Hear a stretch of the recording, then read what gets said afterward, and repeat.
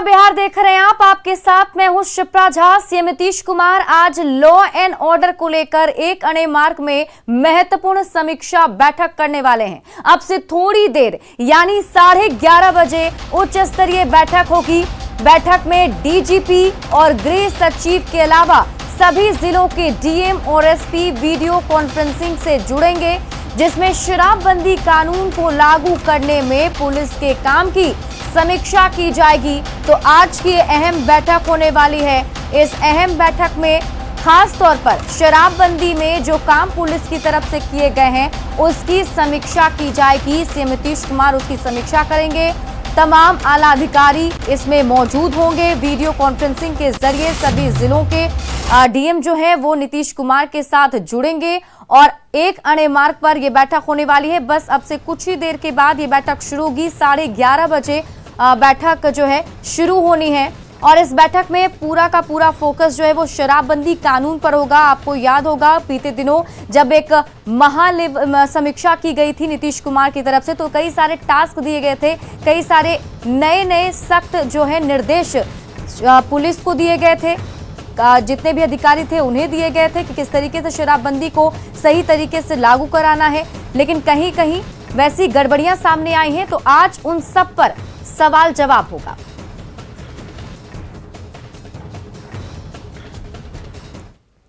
तो सीएम नीतीश कुमार कानून व्यवस्था को लेकर हमेशा से गंभीर रहे हैं, इसलिए वो लगातार बैठकें कर रहे हैं और निर्देश दे रहे हैं। इसी कड़ी में आज एक और बैठक होने जा रही है, जिसमें सीएम नीतीश कुमार कानून व्यवस्था की स्थिति की समीक्षा करेंगे। कानून व्यवस्था में कमी और सुधार के उपायों पर चर्चा की जाएगी। शराबबंदी कानून को लेकर पुलिस के कार्यों की यहां पर समीक्षा की जानी है। डीजीपी, गृह सचिव और कई अधिकारी इस बैठक में आज शामिल होने वाले हैं। वीडियो कॉन्फ्रेंसिंग से जितने भी जिलों के डीएम हैं वो आज जुड़ने वाले हैं और एसपी आज इस बैठक में जुड़ेंगे। सीएम नीतीश कुमार इस बैठक में कई सारे अहम निर्देश दे सकते हैं, इसलिए इस बैठक को काफी ज्यादा अहम माना जा रहा है।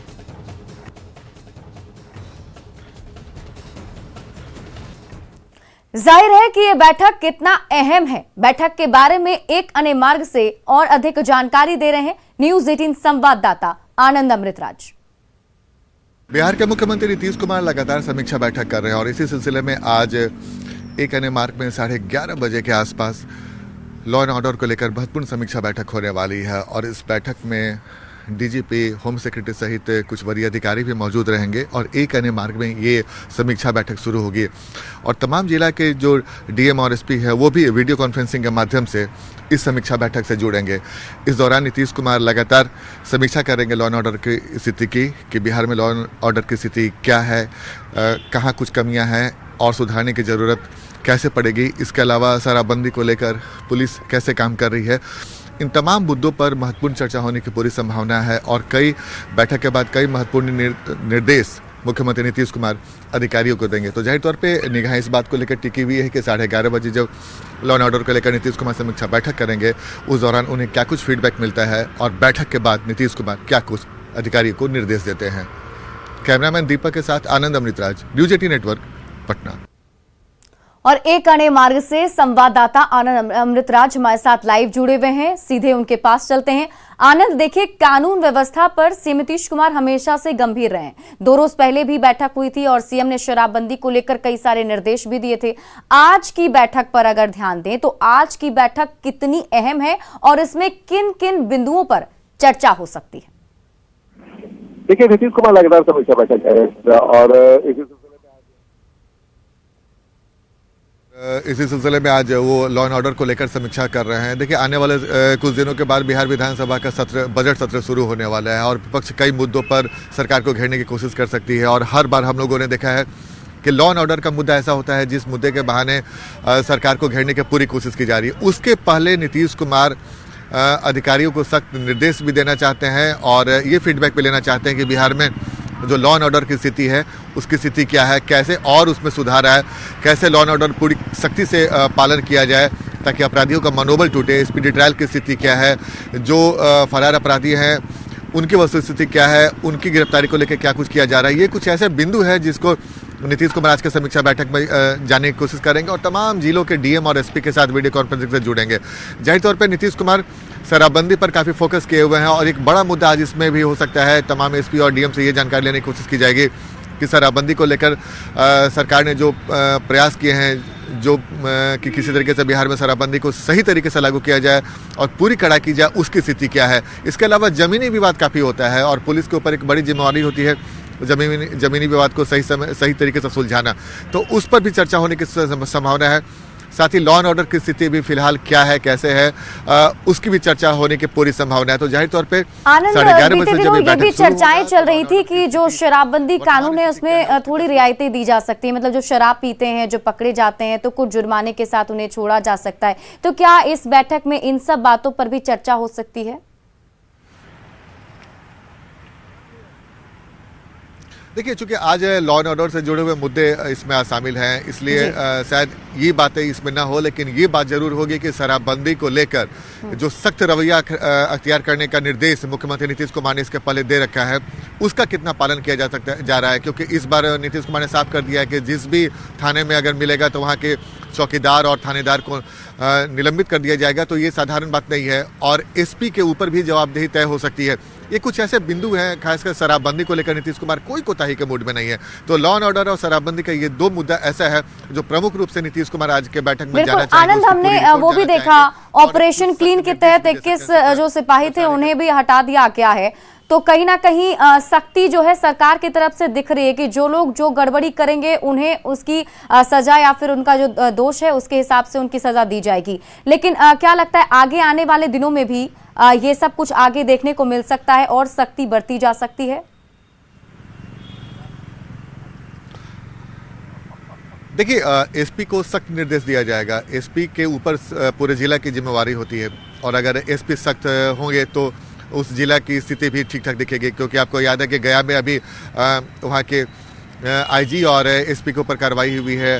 तो आप समझ सकती हैं कि पुलिस को लेकर, खासकर लॉ एंड ऑर्डर को लेकर नीतीश कुमार कितने सख्त हैं। जरा सा भी किसी के ऊपर मामला होता है, बालू वाले मामले में देखिए कि दो एसपी पे कार्रवाई होती है। तो नीतीश कुमार अब मुरव्वत देने के मूड में नहीं है। कई जगह से अवैध बालू खनन की भी बात आती है, उसका भी रिपोर्ट लिया जा सकता है। लॉ एंड ऑर्डर की स्थिति भी जानने की कोशिश करेंगे नीतीश कुमार और शराबबंदी की स्थिति फिलहाल क्या है और उसे कैसे मजबूती से पालन किया जा रहा है, इसकी भी जानकारी पूरी लेने की कोशिश करेंगे। तो जाहिर तौर पे एसपी के ऊपर बड़ी जिम्मेवारी है, डीएसपी के ऊपर बड़ी जिम्मेवारी रहती है और उस कोई भी जिले में लॉ एंड ऑर्डर की स्थिति तभी सुधरेगी जब एसपी, डीएसपी, दरोगा का जो पूरा चेन रहता है आपस में तालमेल हो। तो इसकी भी जवाबदेही तय की जा सकती है और निर्देश दिया जा सकता है कि भाई एक पूरी टीम को बनाकर काम करे ताकि लॉ एंड ऑर्डर की स्थिति न बिगड़े। तो जाहिर तौर पे 11:30 बजे जब बैठक शुरू होगी और उस बैठक में क्या कुछ लबोलुआब निकलता है ये देखना दिलचस्प होगा। बिल्कुल, इस बैठक पर आप नजर बनाए रखिए। आनंद, बहुत बहुत शुक्रिया तमाम जानकारी के लिए। लॉ एंड ऑर्डर पर सीएम की बड़ी बैठक से एक दिन पहले पटना पुलिस ने ऑपरेशन क्लीन चलाया और अपने 21 सिपाहियों को बर्खास्त कर दिया है। इनमें से 5 को शराबबंदी कानून के उल्लंघन के मामले में बर्खास्त किया गया, जबकि 3 के खिलाफ भ्रष्टाचार के मामले में कार्रवाई की गई। 2 पुलिसकर्मियों को अलग अलग मामले में आरोपी रहने की वजह से बर्खास्त किया गया, जबकि 11 वैसे पुलिसकर्मियों के खिलाफ कार्रवाई की गई जो 5 साल से ड्यूटी नहीं कर रहे थे। पुलिस प्रशासन में ऑपरेशन क्लीन के तहत 21 पुलिसकर्मियों को सेवा से बर्खास्त कर दिया गया है। ये सभी पुलिसकर्मी कांस्टेबल लेवल के हैं। पटना के एसएसपी मानवजीत सिंह ढिल्लों ने इस बात की जानकारी देते हुए बताया है कि 5 पुलिसकर्मियों को मद्य निषेध कानून के उल्लंघन के आरोप में बर्खास्त किया गया है, जबकि 3 पुलिसकर्मियों को करप्शन के आरोप में बर्खास्त किया गया है। 2 पुलिसकर्मी ऐसे हैं जिनकी आपराधिक कांड में संलिप्तता रही थी और नामजद अभियुक्त रहने के कारण उनको सेवा से बर्खास्त किया गया है। जिन पुलिसकर्मियों को बर्खास्त किया गया है उनपे कई गंभीर आरोप हैं।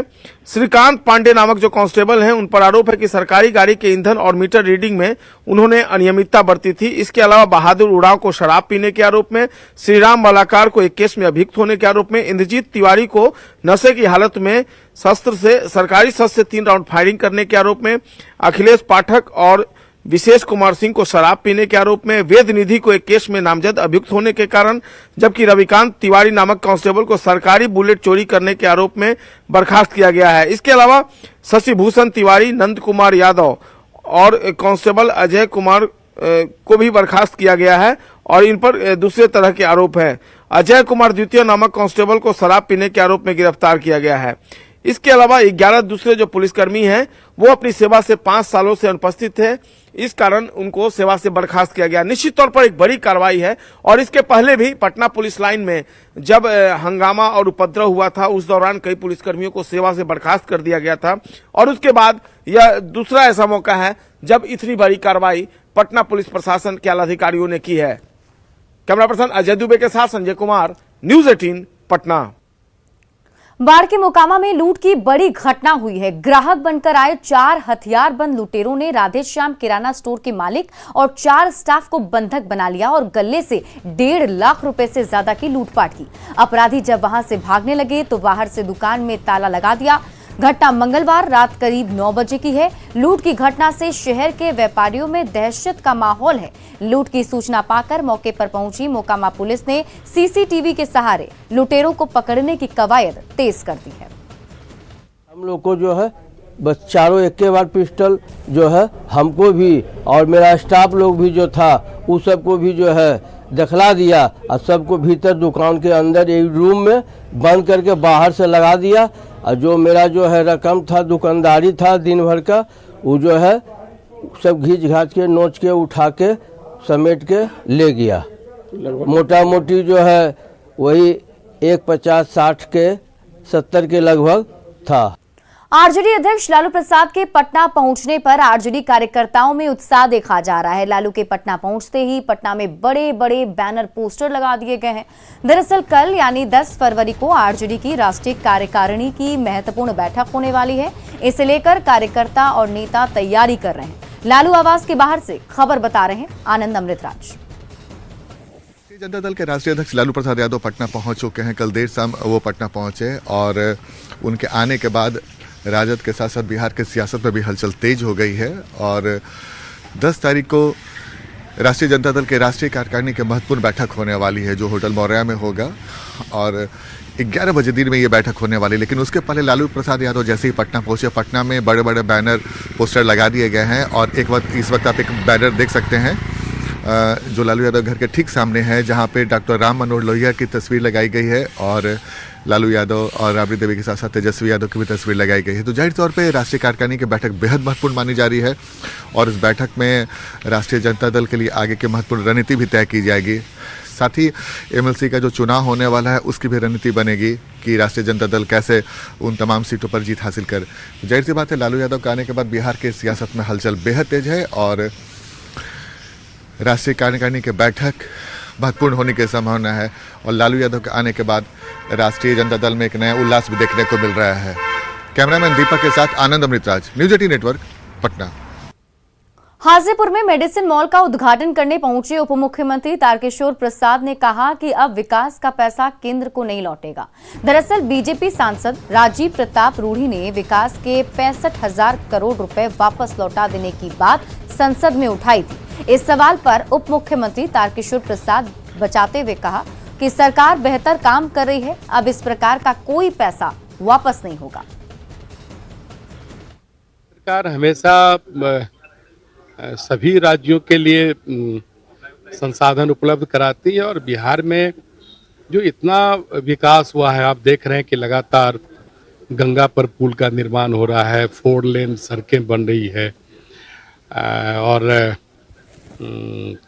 कई जो अलग अलग जो मद हैं उसमें केंद्र सरकार राशि दे रही है, चाहे प्रधानमंत्री आवास योजना हो या नल जल योजना हो और जो कई ऐसे कंपोनेंट है जहां केंद्र सरकार हमेशा सहयोग करती है, चाहे कृषि का क्षेत्र हो, केंद्र सरकार सहयोग करती है।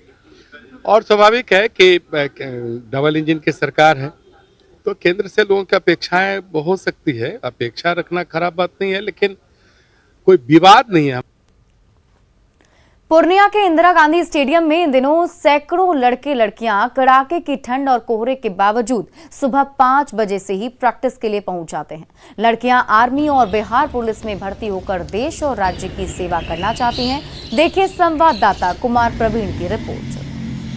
पूर्णिया के इंदिरा गांधी स्टेडियम में प्रतिदिन सैकड़ों लड़के लड़कियां प्रैक्टिस के लिए आती है। इसमें कोई आर्मी के लिए तैयारी कर रही है तो कोई बिहार पुलिस के लिए तैयारी कर रही है। हमारे साथ यहाँ पर कई लड़के लड़कियाँ भी मौजूद हैं। आइए इन लोगों से बात करते हैं। ये बताइए क्या नाम हुआ आपका? मेरा नाम निशा कुमारी है। किस चीज़ का प्रैक्टिस कर रही बिहार है? पुलिस का तैयार करें सर। अच्छा, कितना उत्साह है इधर अभी? सर बहुत उत्साह है क्या करना चाहती है आगे अगर बिहार सर, पुलिस आगे बढ़ के देश की सेवा कर सकते हैं। किस चीज़ का प्रैक्टिस कर रही है? बिहार इधर देखिए। फिजिकल का प्रैक्टिस कर रहे हैं। रिटर्न हो चुका है? हाँ, रिटर्न है। अच्छा, कितना उत्साह है इसको लेकर? बहुत उत्साह है। बिहार पुलिस का फिजिकल की तैयारी कर रहे हैं। अच्छा, क्या करना चाहेंगे आगे? बिहार पुलिस बनकर अपने राज्य के, अपने देश की सेवा करना चाहेंगे। मैं आर्मी, बिहार पुलिस, दरोगा, SSC और ट्रेनिंग देता हूँ। मैं जो है कि लोग के बच्चे लोग जो बोले कि मैं भी तैयारी कर रहा था पहले से, बच्चे लोग बोले कि सर हमको भी तैयारी करना है, तो मैं लोग को सिखाने के लिए तैयार हूँ। कुमार प्रवीण, न्यूज़ 18 पूर्णिया। अब बाढ़ से पटना, नालंदा या फिर बेगूसराय जाना आसान हो जाएगा। फतुहा, दनियावा, नगर नौसा बाढ़ 2 लेन की सड़क को 4 लेन से जोड़ने का काम अप्रैल में पूरा होने की संभावना जताई जा रही है। हालांकि जमीन विवाद के चलते काम में देरी के आसार दिख रहे हैं। बाढ़ के बाजार समिति 2 लेन निर्माण स्थल से देखिए संवाददाता अनिरुद्ध की रिपोर्ट। फतुहा और दनियावा के रास्ते होते हुए बाढ़ NH को जोड़ने वाली 2 लेन का काम लगभग पूरा हो गया है। यानी अब पटना जाना हो या बेगूसराय, आप चंद मिनटों में पहुंच सकते हैं। अप्रैल और मई तक इस काम को पूरा करना है। हालांकि काम में कुछ अड़चनें आ रही हैं। क्या अड़चन है और कब तक ये सड़क का निर्माण पूरा होगा, पूछते हैं यहाँ साइट इंचार्ज जो हैं उनसे पूछते हैं कि क्या विलम्ब हो रहा है। क्या नाम है आपका? चंद्रभूषण कुमार और चंदू जी। चंदू जी, कब तक ये काम कंप्लीट होना है? और मार्च अप्रैल तक काम कंप्लीट होना है, लेकिन आगे 500-600 फीट विवादित जमीन रहने के कारण हम लोग को उसमें काम नहीं करने दिया जा रहा है। और हम लोग रात दिन 24 घंटा इसमें वर्क में लगे रहते हैं। कोशिश कर रहे हैं जितना जल्द से जल्द कार्य पूरी हो जाए। तो जमीन मिलेगा तब तक विलम्ब करना होगा। हाँ, जब तक सरकार हमको जमीन फ्री नहीं करा के देती है उसमें काम करना बाधित है। यानी अभी इंतजार और करना पड़ेगा। इंतजार तो करना होगा। आपका क्या नाम हुआ?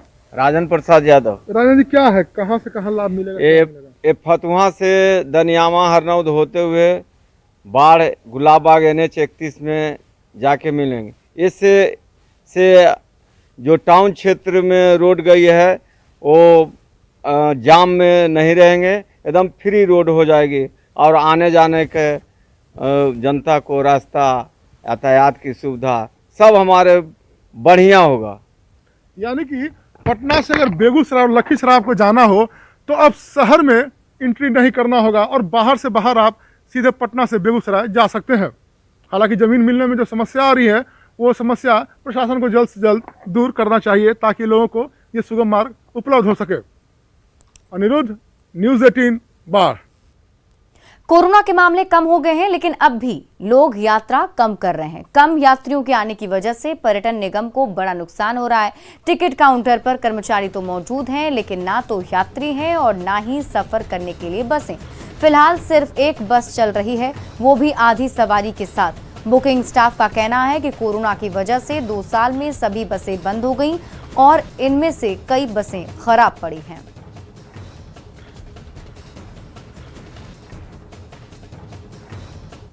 सवारी के लिए दिन भर इंतजार तो करना है। अब लग रहा है कि अब कोरोना का जो साइड इफेक्ट है कम होगा, अब स्थिति हल्का सुधार हो रहा है। देखिए, सीतामढ़ी में बेमौसम बरसात ने किसानों की उम्मीदों पर पानी फेर दिया। 2 दिनों तक हुई बारिश के कारण दलहन और गेहूं को काफी नुकसान पहुंचा है और किसान जो हैं काफी ज्यादा परेशान हो चुके हैं।